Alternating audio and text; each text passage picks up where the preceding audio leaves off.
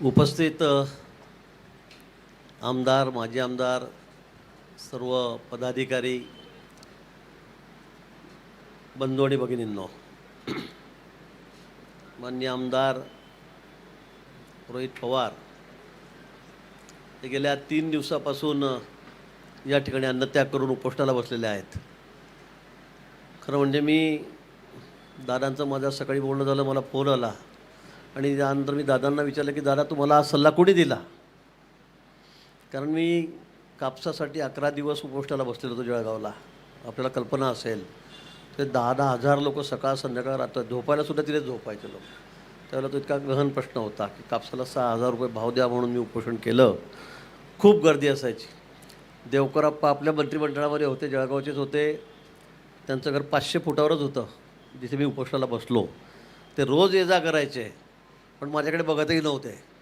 मला असं वाटलं एखाद्या दिवशी तरी येतील, माझं उपोषण सोडवतील, काहीतरी आश्वासन देतील, पण एकही दिवस ते आले नाही. 5व्या-7व्या दिवशी मी त्यांना निरोप पाठवला, कार्यकर्त्यांना पाठवलं आणि म्हटलं बाबा त्यांना विचारा ना की आपले चांगले संबंध आहेत, मला एकदा विचारा तर माझं उपोषण तर सोडा, काही आश्वासन तर द्या, वरती बोला. पण त्यांनी सांगितलं, मला वरतून सांगितलं आहे की अजिबात तिकडे बघायचं सुद्धा नाही, त्याला जितक्या दिवस बसायचं असेल तितके दिवस बसू द्या.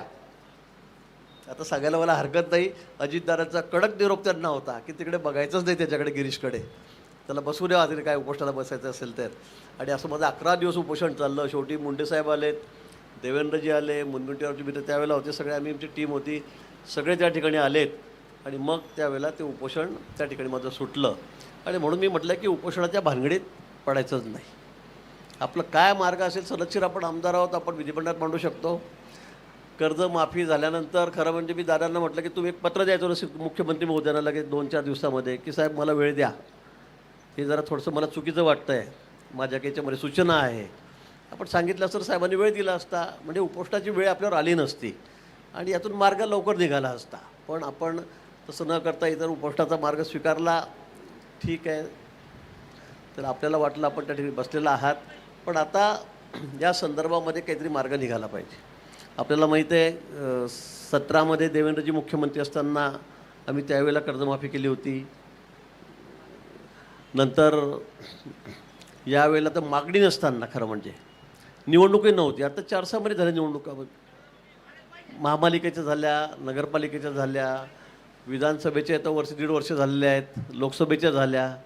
मागणी नसता अचानक मुख्यमंत्री महोदयांनी निर्णय जाहीर केला, समिती नेमली, निर्णय केला आणि जवळपास 37,000 कोटी रुपये आपण शेतकऱ्यांची कर्जमाफी यातून केलेली आहे. मोठी रक्कम आहे. ठीक आहे, आपलं काही त्या बाबतीत वेगळं म्हणणं असेल आम्ही समजू शकतो, पण याच्यामध्ये मित्राचे CEO प्रवीण परदेशी यांच्या अध्यक्षतेखाली 5-6 सगळे सेक्रेटरी आहेत प्रमुख खात्यांचे, त्या समितीत होते. त्या समितीने 2 महिने अभ्यास केला आणि त्यातून सगळे हे निकष लावून ही सगळी कर्जमाफी या ठिकाणी केलेली आहे.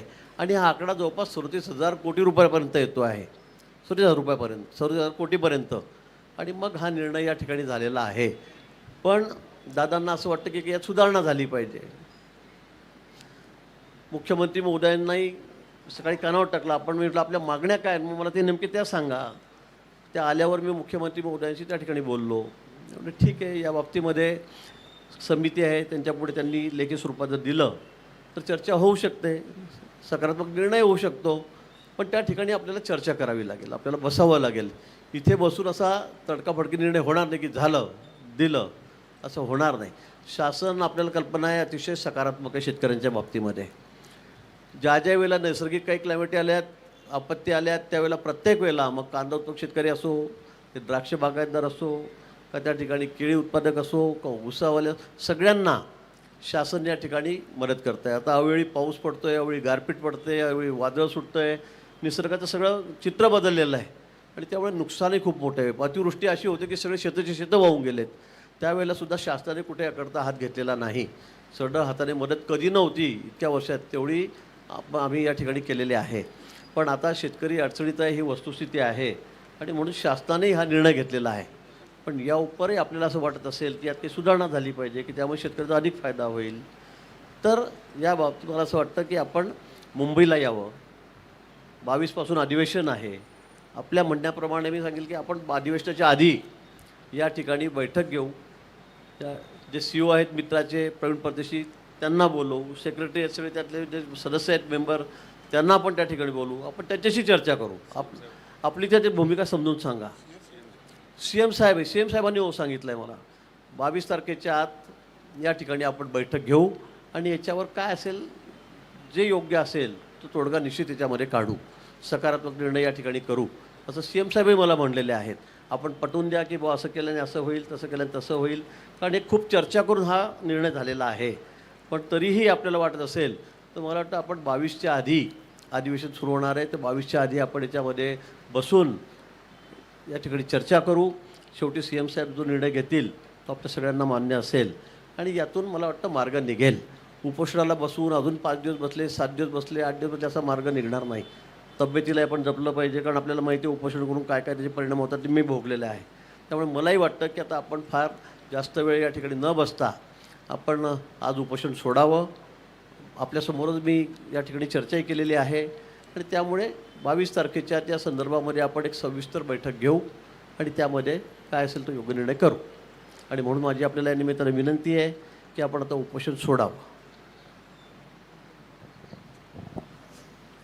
आता मी जसं सुरुवातच केली होती, कर्जमाफी जाहीर झाली त्या सरकारचं आम्ही अभिनंदनच करतो.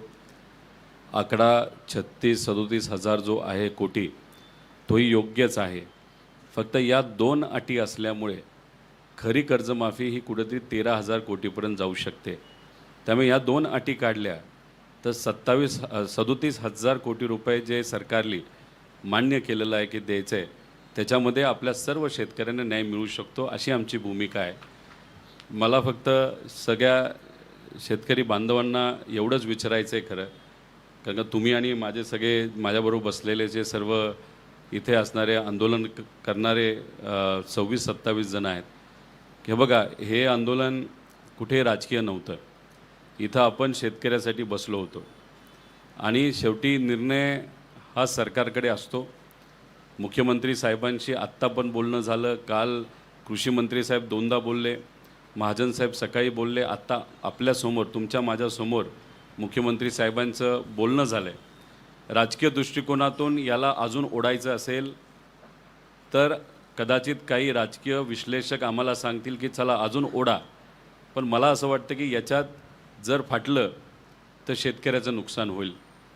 त्यामुळे आत्ता जर सरकारकडनं अशी भूमिका असेल म्हणजे अधिवेशनच्या आधी, कारण तुम्हालाही माहिती आहे अधिवेशनमध्ये आम्ही काय गप्प बसत नसतो आणि अधिवेशन झालं तरी गप्प बसणार नाही. शेवटी आषाढीला इथं सर्व मोठ्या नेत्यांना या पवित्र भूमीमध्ये यावंच लागते, हे त्यांनाही आणि आपल्या सगळ्यांना माहिती आहे. त्यामुळे शेतकऱ्यावर अन्याय करून तसं कुणीच सेफ राहू शकत नाही, सुखरूप राहू शकत नाही राजकीय दृष्टिकोनातून, हे सगळ्यांनाच माहिती आहे.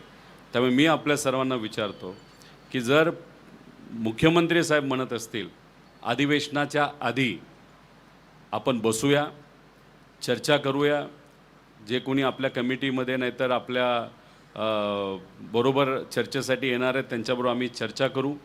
परदेशी साहेब जे त्या कमिटीचे प्रमुख आहे, ज्यांनी हा निर्णय घेतला आहे GR चा, ते तिथं असतील, सेक्रेटरी तिथं असतील आणि हे अधिवेशनच्या आधी होतं आहे. मग मला असं वाटतं की नक्कीच याच्यातून काहीतरी नाही म्हणजे आम्ही तिथं भांडणारच आहे की हे दोन्ही अटी तिथं काढल्याच गेल्या पाहिजे. आणि तुम्हाला माहिती आहे आम्ही भांडायला लागलो तर रस्त्यावरसुद्धा भांडतो आणि अधिवेशनामध्ये सुद्धा भांडतो. मग सरकारने हे जे प्रपोजल दिलेलं आहे आता, कारण 30 तारखेपर्यंत ते कर्जमाफी इम्प्लिमेंट करणार आहे, म्हणजे ते लागू करणार आहेत, कारवाई होणार आहे. त्यामुळे 30 जूनपर्यंत ते लागूच करणार असतील, त्याच्या आधी ही बैठक होईल. त्यामुळे हे जे काही बदल आहेत आपलं 30 जूनच्या आधी तिथं आपल्याला बदल करता येतील आणि 22च्या आधीच आपली बैठक होणार आहे. त्यामुळे सरकारला आग्रह करतो की काही झालं तरी तुम्ही आमच्या मागण्या मान्य करा, शेतकऱ्याच्या वतीने आम्ही विनंती करतो आहे. आणि मी इथं असणाऱ्या सर्व शेतकऱ्यांना आणि आंदोलनकर्त्यांना विनंती करतो, नाही तर मी त्यांना विचारतो की जर सरकार या बाबतीत मीटिंग घ्यायला तयार असेल आणि अजून थोडासा वेळ आपल्याकडे असेल तर मग आपण चर्चेला मुख्यमंत्री साहेबांकडे जायचं का? आणि जात असताना तुम्ही जर यादी बघितली असेल याच्यामध्ये आपण राजू शेट्टी साहेबांना सुद्धा विनंती करणार आहे. त्याच्यामध्ये आपण अजित नवले साहेबांना सुद्धा विनंती करणार आहे, शशिकांत शिंदे साहेब असतील, हर्षवर्धन सपकाळ साहेब असतील, शिवसेनेचे कुणीतरी नेते असतील, आपण तापकीर साहेबांना सुद्धा तिथं, तुपकर साहेबांना सुद्धा विनंती तिथं करणार आहोत, चटाप साहेबांना सुद्धा विनंती करणार आहोत. म्हणजे हे काही आपण फक्त एका पक्षाचे लोकांना घेऊन जात नाही, जे लोक इथं आले त्यांनी पाठिंबा दिला त्यांनासुद्धा आपण, आणि जयंत पाटील शेकाप यांनासुद्धा आपण विनंती करणार आहोत. महादेव जानकर साहेब स्वतः इथं आले, ते सुद्धा या कमिटीमध्ये असतील आमच्याबरोबर, आणि साहेब नक्कीच ते मान्य करतील, कारण शेतकरी नेते हे सगळे. आणि मग आम्ही जाऊन चर्चा करू, आणि मग आपण अधिवेशनाच्या 1 दिवस 2 दिवस आधी जेव्हा केव्हा वेळ मुख्यमंत्री साहेब देतील चर्चा होईल. त्यामुळे हे सर्व शेतकरी नेते आणि त्यात आमच्यासारखा एक कार्यकर्तासुद्धा तिथं असेल. मग ती काय चर्चा होती, चर्चा झाल्या तुमच्यासमोर आम्ही मीडियाच्या समोर येऊन तिथं सांगू. चालेल का? चालणार आहे का?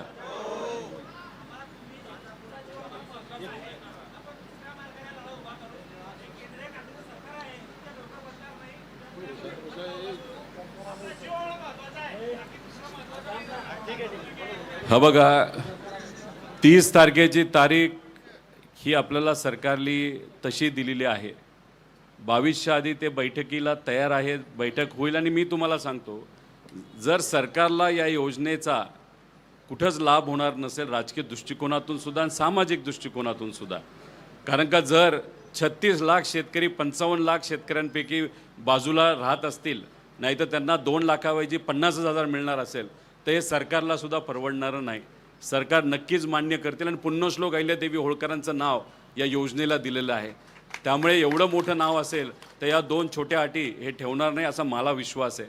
आणि विठोबारायाच्या या पवित्र भूमीमध्ये साहेब येऊन इथं आपल्याला विनंती करतायत, तर ती तिथं मान्य करावी असं मला वाटतं. आणि जर ह्याच्यामध्ये गडबड झाली तर मग 4 जुलैला 4 नाही, ते आषाढी तर आहेच, पण ते वेगळा विषय. पण 4 जुलैला मग एक आपण मराठवाड्यामध्ये एक आंदोलन शेतकऱ्याच्या वतीने नक्कीच तिथं घेऊ, एवढं मात्र या ठिकाणी आपल्या सर्वांना मी सांगतो. आणि इथं साहेब आले त्यांचे मी आभार व्यक्त करतो. माझ्याबरोबर विकासभाऊ लवांडेसुद्धा आणि इतरही सर्व मान्यवर हे उपोषणाला होते. तर मला असं वाटतं की महाजन साहेबांनी त्यांचं मत व्यक्त केलेलं आहे, मुख्यमंत्री साहेबांनी मत व्यक्त केलेलं आहे, आपली बैठक ठरलेली आहे, मागण्या तुमच्या सर्वांच्या समोर आहेत. आणि उगाच एक राजकारण आणून अजून लांबून फाटून आमच्या शेतकऱ्याचं नुकसान होऊ नये अशी आमच्या सगळ्यांची भूमिका आहे. आणि तुपकर साहेब उद्या बसत आहेत, त्यांनासुद्धा सरकार जाऊन बोलणार आहे, भेटणार आहे. आणि त्यांचंही नाव कमिटीमध्ये आपण घेतलेलं आहे, ते सुद्धा आमच्याबरोबर हे मुंबईला CM साहेबांना भेटायला येतील. त्यामुळे मी विकासभाऊ लवांडे यांना विनंती करतो की आपण साहेबांचे आभार व्यक्त करावे, सरकारचे आभार व्यक्त करावे.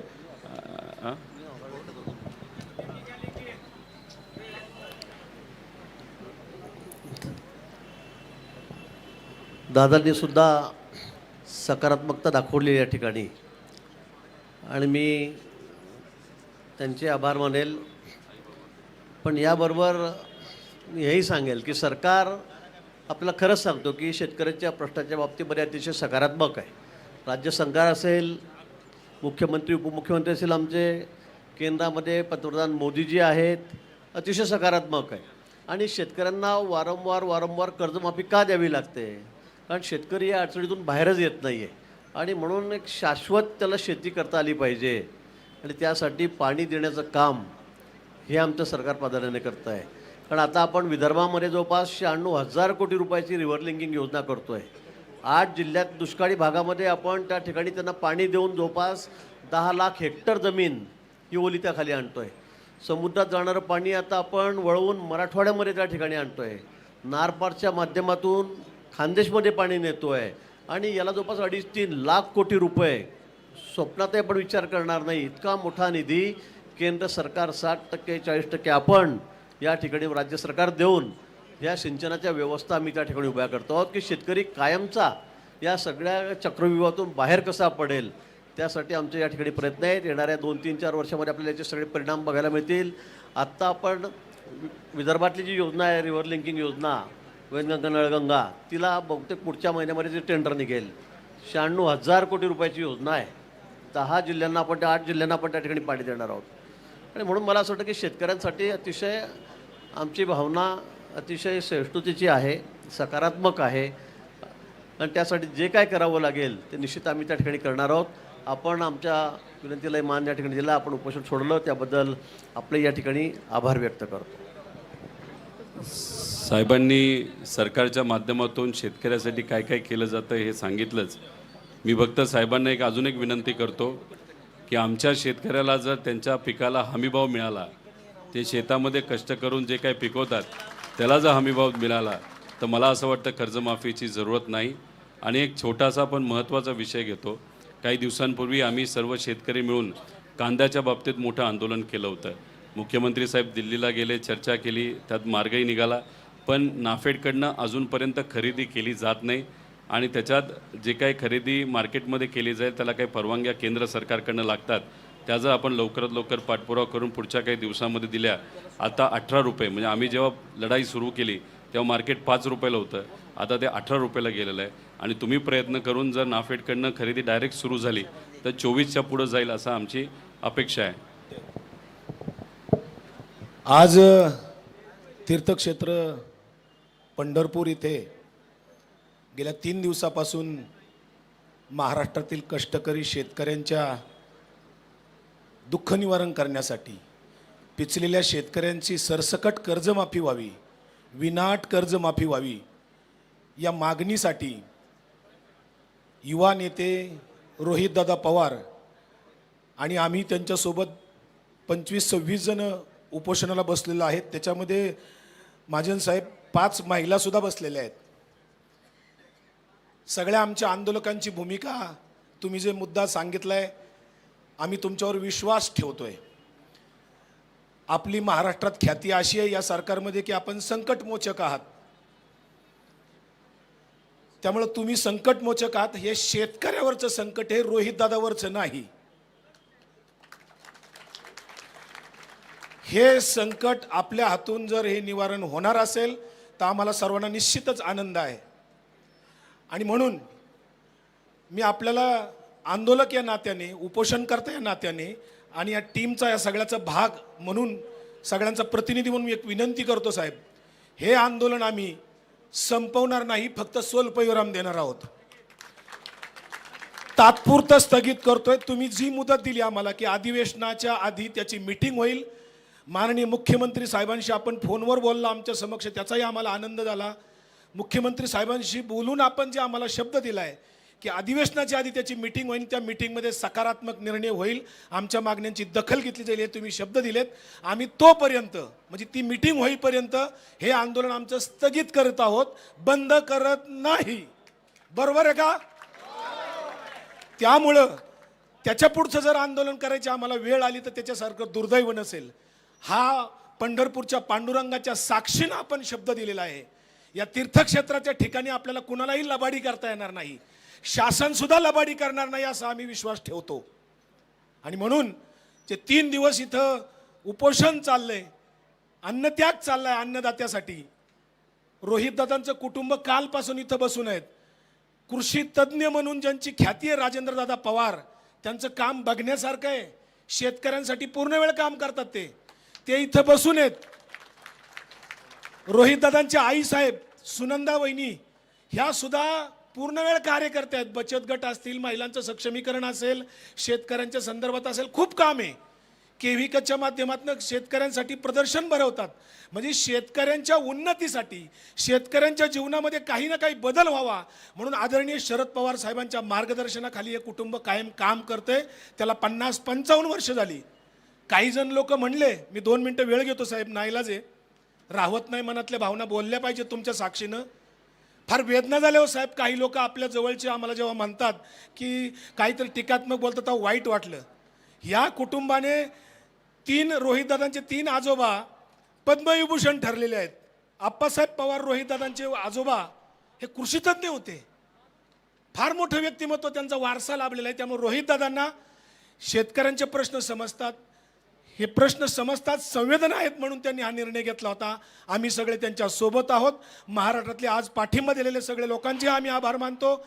आणि मी सुनंदा वहिनी आणि राजूदादांना विनंती करतो, रोहितदादांचे वडील आणि महाजन साहेब आपण आणि एक ज्येष्ठ माता या ठिकाणी आहेत, पंढरपूरचे एक वारकरी माता आहेत इथल्या, त्या आणि राजूदादा आणि सुनंदाबाईंना विनंती करतो की आपण रोहितदादांना इथे उपोषण त्यांचा अन्नत्याग सोडवण्यासाठी यावं. आणि रोहितदादा, आम्ही तुम्हाला सगळ्यांनाच मिळून विनंती करतो, आपण हे अन्नत्याग थांबवावं.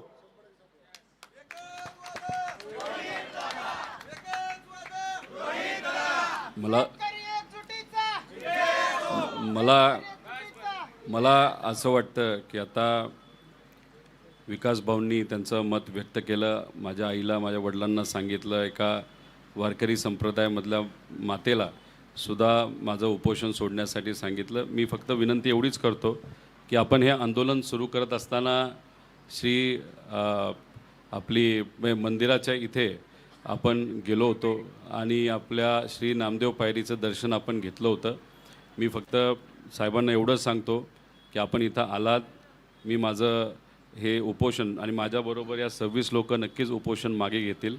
मी माझा हात आपल्या हातात देतो आणि फक्त विनंती एवढीच करतो, तुम्ही बिझी असाल, माझी आई, माझे वडील आणि तिथं आम्ही जेव्हा श्री नामदेव पायरीपाशी जाऊ तेव्हा देवाच्या समोर आधी नैवेद्य चढवतो आणि मग नंतर मी तिथं पेढा नाही तर काहीतरी खाऊन मी आणि आम्ही सगळेजण माझं उपोषण मागे घेतो.